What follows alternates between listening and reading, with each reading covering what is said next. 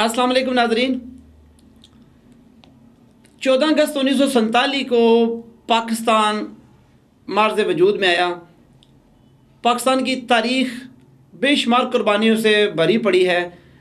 आज हमारे साथ एक तारीख़ी शख्सियत ज़िला बिम्बर की तहसील समानी के गांव पिंड सोलना के रहायशी मास्टर राजा जान मोहम्मद साहब हमारे साथ मौजूद हैं।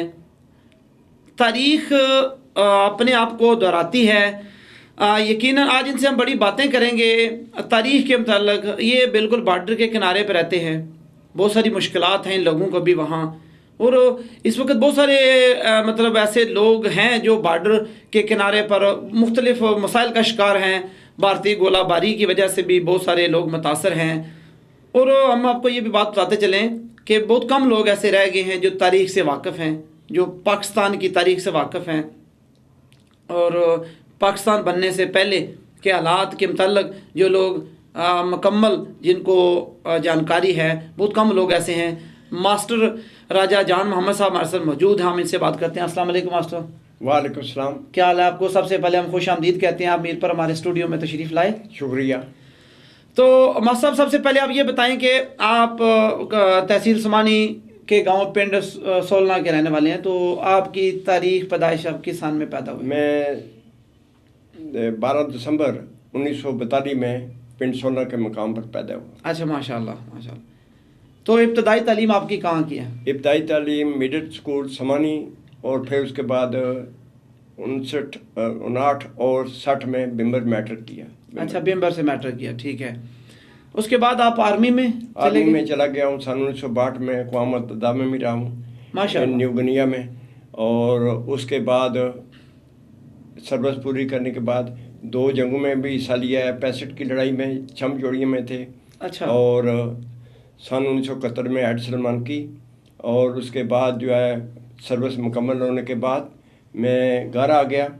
कौन से सन में आपकी रिटायरमेंट हुई है? रिटायर्ड सन 81 में रिटायर्ड हुआ हूँ आर्मी से। और उसके बाद 1982 में मैं टीचर लाइन में आ गया हूँ, कौम के बच्चों को तालीम देने के लिए। अच्छा, महकमा तालीम से वाबस्ता रहे हैं? वाबस्ता। माशाल्लाह। तो वहाँ से भी सर्विस पूरी करने के बाद घर आ गया हूँ। आर्मी में आप किस ओहदे से रिटायर हुए? आर्मी में जेसूस था और वहाँ से नायब सूबेदार। नायब सूबेदार, माशाल्लाह। तो आपने 65 की और 71 की जंग में हिस्सा लिया? जी, 65 की जंग में जो है हम छम जोड़ियों में थे। और अखनूर जो है पुल क्रॉस करके हमारे 102 brigade 12 div commander general Akhtar साहब थे। अच्छा। और 102 ब्रिगेड के ब्रिगेडियर जफर साहब थे। और उन्होंने अच्छी तरह से फ़ौज को लड़ाया।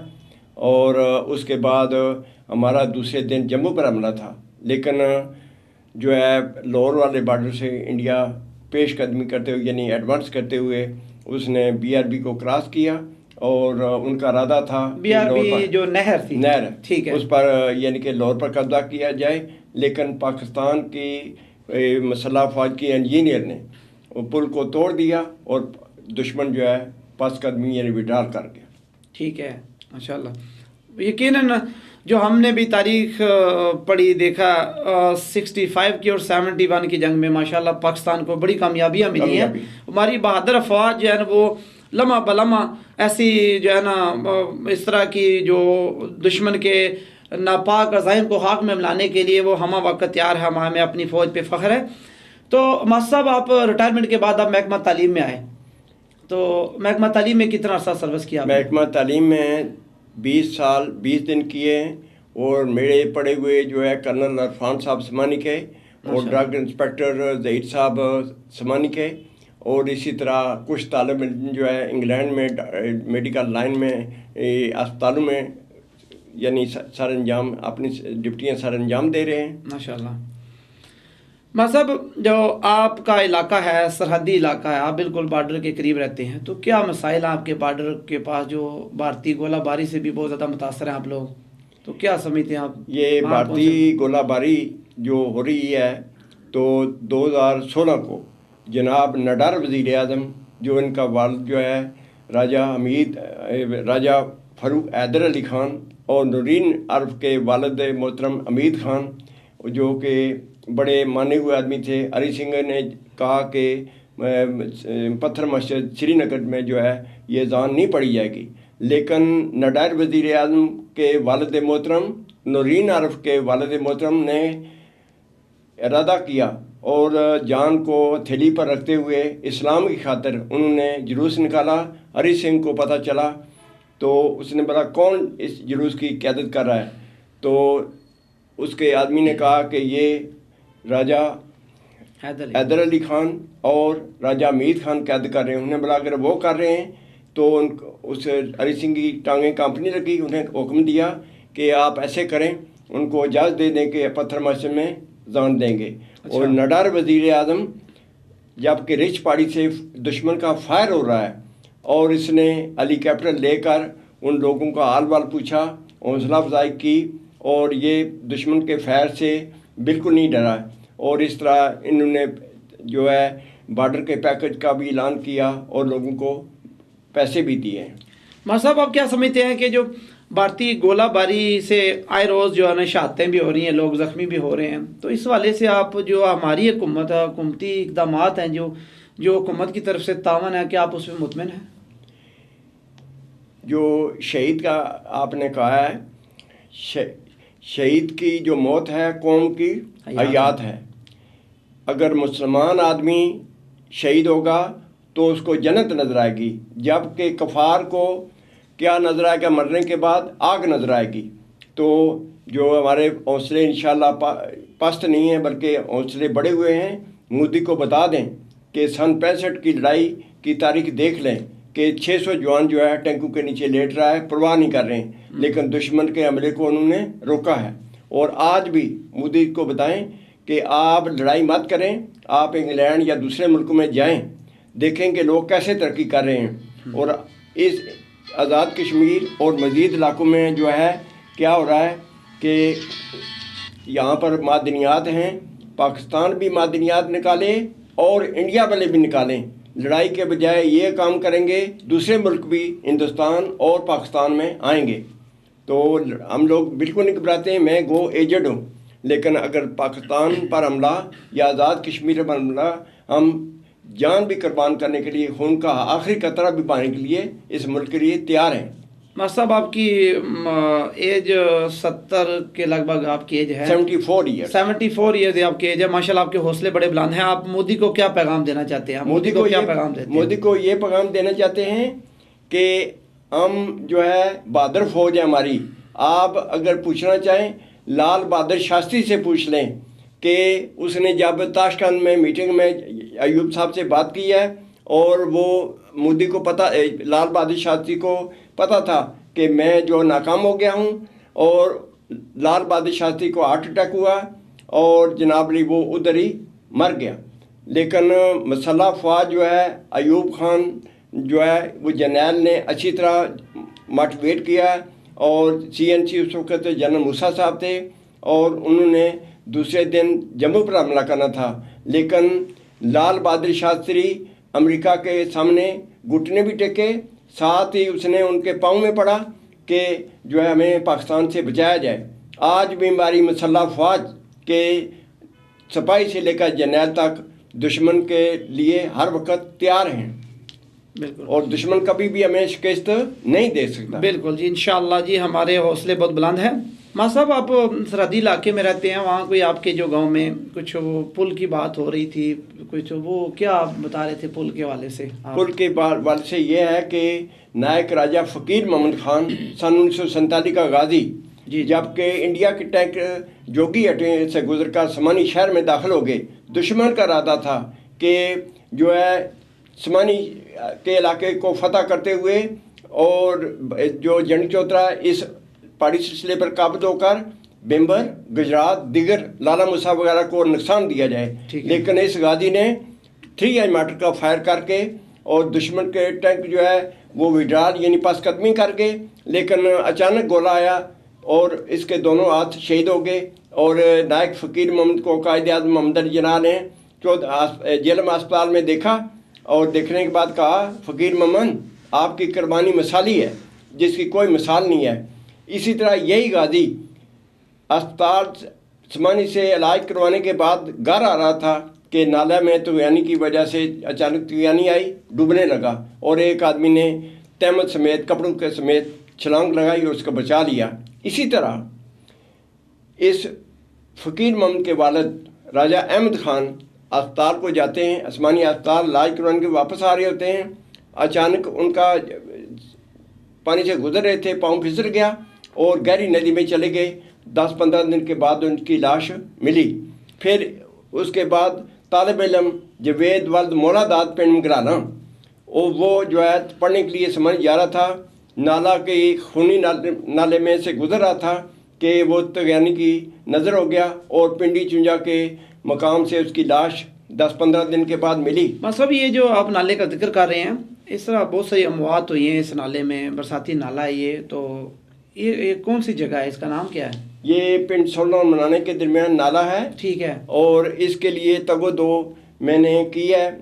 ये पिंड सोलना, पिंड मंगराला। ये कितना, इसका फासला कितना है पुल के दरमियान? अगर ये पुल बनाया जाए तो कितना फासला है? इस पुल पर जो है ये जनाब राजा जो एडी आमर जेब साहब बिम्बर से समानी गए हैं, इन्होंने एस्टिमेट लगाया है 1,70,00,000 रुपया पुल का। 1,70,00,000 रुपये इस पुल का? पुल का तखमीना लगाया है, खर्च आएगा। और सड़क पर जो मनाना से पिंड सोना तक है 34 लाख रुपया लागत आएगी। अगर ये पुल तामीर हो जाए तो बहुत सारी इंसानी जानें जो ज़ाया हो रही हैं यकीनन उनसे बचा जा सकता है और लोगों को बहुत सारी जो मुश्किलात पेश आ रही हैं पुल ना होने की वजह से वो भी ख़त्म हो जाएंगी। मां साहब बात को आगे बढ़ाते हैं। आप क्या समझते हैं इस वक्त आज़ाद कश्मीर में भी और पाकिस्तान में भी मुस्लिम लीग नून की गवर्नमेंट है? जी जी। आज़ाद कश्मीर की तो बातें हुई, फारूक हैदर साहब के मुताल्लिक़ आपने बात की। अब क्या समझते हैं जो साबिक़ वज़ीर आज़म पाकिस्तान मियां मोहम्मद नवाज शरीफ साहब, उनके आप किरदार को किस तरह देखते हैं? ये फ़ख्र एशिया और इनका ख़ानदान इंडिया से महाजिर होकर लाहौर में आता है और ये कारोबार शुरू कर देते हैं और तजारत करना सुन्नत है रसूलुल्लाह सल्लल्लाहु अलैहि वसल्लम की। दिन ब दिन बढ़ते हुए फैक्ट्री की कायम होगी, पैसा आया और दौलत की दो किस्में हैं, एक खलीली दौलत, एक कानूनी दौलत। इनमें जो कमाई दौलत है वो खलीली दौलत है, कानूनी दौलत नहीं है। और ये जो पनामा के हवाले से भी इनके ऊपर बहुत सारे केसेस हैं और इसमें ये नायल भी हुए, तो आप क्या समझते हैं ये जो है ना ये इनकी जो दौलत है इनके ऊपर जो इल्ज़ाम लगे हैं क्या वो किस हद तक वो ठीक है या गलत है? ये जनाब इल्ज़ाम जो हैं गलत हैं। अगर दौलत आ जाए, चाहे वो नेशनल बैंक में आदमी रखे या स्टेट बैंक में रखे या यूबीएल में रखे या कोमालिया के पहाड़ में जो घास है उसमें रखे या पनामा में रखे, उस आदमी की मर्जी है। ये जो एलिगेशन है ये गलत है, क्योंकि मियाँ साहब अगर जो है यानी पैसे उनको प्यार करते तो 6 अरब डॉलर जो है अमेरिका ने दिया कि एटमी धमाका न किया जाए। लेकिन मियाँ नवाज शरीफ फ़ख्र एशिया, इनको अवाम पाकिस्तान और आज़ाद कश्मीर का दिलों में जो है हमदर्दी थी और इन्होंने एटमी धमाका कर दिया। बल्कि 6 अरब डॉलर अमेरिका जो ने पेश किया था उसको रिफ्यूज़ कर दिया, नहीं लिया। फिर इसी नवाज शरीफ ने मोटरवे तामीर करवाई जिस पर लड़ाका, अगर इंडिया के जहाज आकर हवाई अड्डों को तबाह कर देते हैं और मोटरवे जो है इस्तेमाल करके लड़ाका तैयारे इस्तेमाल पाकिस्तान एयरफोर्स के कर सकें। इसी तरह इसने मेट्रो बस चलाई है। फिर इसने सी पैक और उसके बाद जो है ये वादी नीलम में चाइना की मदद से, चाइना के साथ मिलकर ये बिजली जो पाकिस्तान में कम उसको प्रोजेक्ट बनवाया। इंशाल्लाह बिजली जो है वो आगे से बेहतर है। और जो है जो सी पैक जो है ये चाइना की मदद से इसने नवाज शरीफ ने मनसूबा बनाया है। ये एक मिसाली मनसूबा है क्योंकि पाकिस्तान जो है तरक्की पजीर मुल्क है और मियाँ साहब का इरादा था कि तरक्की पजीर नहीं लफाज काट कर तरक्की याफ्ता लिखा जाए। और इस वास्ते आवाम को जो उनको पता नहीं है वो जो देखना चाहते हैं पाकिस्तान तरक्की पजीर ही रहे और बार बार ये क्या करते हैं हड़तालें करते हैं। हड़तालें करने से कोई फ़ायदे नहीं।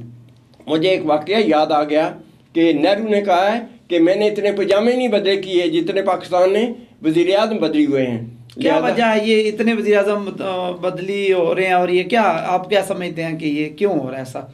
ये इनको बेचारों को बहुत अरसा गुजर गया है, हम यही देख रहे हैं, और तारीख में भी ये वाज़िया तौर पर लिखा हुआ है कि बहुत कम कभी ऐसे हुआ कि कोई भी हुकूमत अपने 5 साल पूरे कर सके। ये ऐसे है कि ये तामीरी मियाँ नवाज शरीफ और शहबाज शरीफ जो और मरीम नवाज और उसके दिगर जो वज़राए कराम हैं, इन्होंने मिसाली काम ये पाकिस्तान में कर रहे हैं। देखें, बरनाला, बिम्बर, समानी और मीरपुर के लोग जो है अगर मुजफ्फराबाद जाना हो तो फिर वो पिंडी जाते हैं, लेकिन इस मिसाली और फ़ख्र एशिया मियाँ नवाज शरीफ ने क्या किया है, मीरपुर से डायरेक्ट मुजफ्फराबाद सड़क के लिए और उसके बाद मनसेरा तक सड़क तामीर करने का मनसूबा बनाया है। सही है। और इसकी मिसाल जो है ये मियाँ नवाज शरीफ जैसा कोई आदमी नहीं होगा। क्यों कि आप देखें कि जो भट्टो को क्यों फांसी लगाया गया है, इसके शहीद भट्टो को क्यों फांसी लगाया, इस वजह ये थी कि जो उसने 1974 में इस्लामी कॉन्फ्रेंस लाहौर में बुलाई है और दूसरे मुल्क जो मकार मुल्क हैं उनको ये खटका पहुंचा है, दिल में खटका पहुंचा है कि अगर ये इस्लामी मुल्क इकट्ठे हो गए तो हमारी जगह नहीं होगी, लिहाजा उसको मिली भगत से जिस तरह नवाज शरीफ साहब किया जा रहा है उसको फांसी के फट्टे पर लटकवा दिया। इसी तरह नवाज शरीफ जो है इसको फांसी के फट्टे पर लटकाया गया, लेकिन अल्लाह मियाँ ने इसे काम लेना था और ये बच गया। और आज भी मियाँ नवाज शरीफ हमारे दिलों में मौजूद है और इंशाल्लाह ये इस इलेक्शन में भी कामयाब होगा अल्लाह के फजल से। मास्टर साहब, आप तारीख़ से वाकिफ़ हैं, पाकिस्तान की तारीख़ से, आज़ाद कश्मीर की तारीख़ से, आप क्या पैगाम देना चाहते हैं हमारे जो देखने वाले सुनने वाले लोग जो मास्टर जान मोहम्मद साहब को सुन रहे हैं, आप इनके लिए क्या पैगाम देना चाहते हैं? मैं ये पैगाम देना चाहता हूँ, जनाब साबिक़ वज़ीर आज़म नवाज शरीफ साहब, शहबाज शरीफ साहब और मरीम नवाज और वज़ीर अमूर कश्मीर बिरजस ताहिर और दीगर उनके वज़रा, इसी तरह जनाब नडार वज़ीर आज़म फ़ारूक हैदर ख़ान, सीनियर वज़ीर चौधरी तारक फ़ारूक साहब और नूरीन आरफ साहिबा, वज़ीर बरक़ियात राजा निसार खान और तमाम काबीना को मैं ये इल्तिजा करता हूँ कि समानी जो पिंड सोना के दरमियान और मनाना के दरमियान नाला है, इसको फौरी तौर पर जो मियाँ साहब ने 24 अक्टूबर 2017 को चिट्ठी लिखी है कि फौरी तौर पर इस मनसूबे को कामयाब किया जाए और पुल और सड़क बनवा कर तामीर करके जनाब ये लोग जो है तमाम इन बस्तियों के जनाब वज़ीर आज़म साबिक़ा वज़ीर आज़म नवाज शरीफ की इलेक्शन के लिए कामयाबी की दुआएं करेंगे। और ये अवाम कह रही है कि अगर दोबारा इंशाअल्लाह मियाँ नवाज शरीफ आएँ तो वज़ीर आज़म हमारे हल्का समानी में आएँ, और हम लोग गोश्त वोश्त नहीं दे सकते हैं कि लस्सी की कड़ी और रोटी मकई की दे सकते हैं। वो तो बहुत पसंद करते हैं लस्सी और वगैरह ये चीज़ें, देसी बहुत पसंद करते हैं। जी बिल्कुल नाज़रीन, मास्टर राजा जान मोहम्मद साहब जो कि आर्मी के रिटायर्ड सूबेदार भी हैं, तारीख़ से ये वाकिफ़ हैं। जो लोग तारीख़ से वाकिफ़ हैं उनकी बड़ी अहमियत है माशरे में। वो बहुत कम लोग ऐसे होते हैं जो अपनी तारीख़ को याद रखते हैं। ये आज़ाद कश्मीर की, पाकिस्तान की तारीख़ का एक बहुत बड़ा ख़जाना है इनके पास। वक्त की कमी के बायस हम इनको इतना ज़्यादा इनसे बातें नहीं कर सके। इनके पास बहुत सारा ख़जाना मौजूद है। इन्होंने 1947 से लेकर 2017-18 तक इनके पास काफ़ी सारी बातें जो है लिखी पड़ी हैं, बहुत सारी बातें इन्होंने लिख के रखी हुई हैं। तो तारीख़ के मतलब मुकम्मल तौर पर जो है ना इनको वाकफ़ियत है हर चीज़ से। मास्टर जान मोहम्मद साहब का जो बड़ा मुतालबा है वो ये है कि समानी में जो समानी के लोगों का देरीना मुतालबा है एक, कि वो जहाँ वो जो खूनी नाला है जिसने सैकड़ों जानें निकल ली हैं, बरसाती नाला है, उसके ऊपर फौरी तौर पर पुल तामीर किया जाए। वज़ीर आज़म आज़ाद कश्मीर से भी इन्होंने ख़ुसूसी तौर पर अपील की है और सीनियर वज़ीर चौधरी तारक फ़ारूक साहब से कि उस नाले के ऊपर पुल तामीर किया जाए। यकीनन वो हुकूमत के नोटिस में है, लेकिन इन्होंने स्पेशली आज इस बात का मुतालबा किया है क्योंकि वहाँ बहुत सारी जानें ज़ाया हो चुकी हैं और मज़ीद नुकसान से बचा जा सके। मास्टर जान मोहम्मद साहब से बड़ी प्यारी बातें हुई हैं। अब इजाज़त दीजिए अपने मेज़बान राजा शफाकत को और मास्टर जान मोहम्मद साहब को। अल्लाह हाफिज़ नासिर।